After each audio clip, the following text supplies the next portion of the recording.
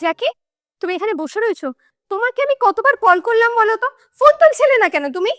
ও, phone তো এখানেই রাখা আছে। কেন, কি হয়েছে? তোমাকে আবার এখন বাজারে যেতে হবে। আমার কিছু জিনিস লাগবে। বাজারে যেতে হবে আমাকে? বাট আমি তো সকালে সমস্ত বাজার করে রেখেছি। আবার কেন বাজারে যেতে হবে? আরে আমার ভাই আসছে, ওর জন্য আমি স্পেশাল ফ্রাইড রাইস আর চিলি চিকেন করব। সেই কারণে তোমায় বাজারে যেতে হবে। এখন তুমি আমার জন্য চাল, চিকেন আর ড্রাই ফ্রুটস সবকিছুকে নিয়ে আসো। যাও তাড়াতাড়ি। ভাই আসবে? কেন? তোমার ভাই এখন কি করতে আসবে? কেন মানে?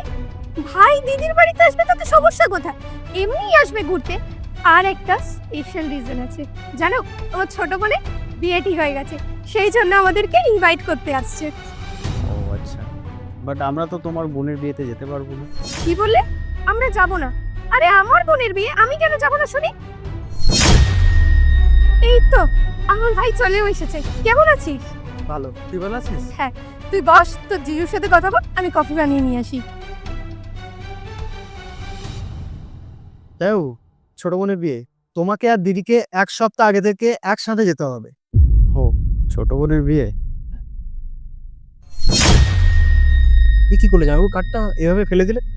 কারণ আমি আর তোমার দিদি, আমরা দুজনেই তোমার বোনের বিয়েতে যেতে পারবো না।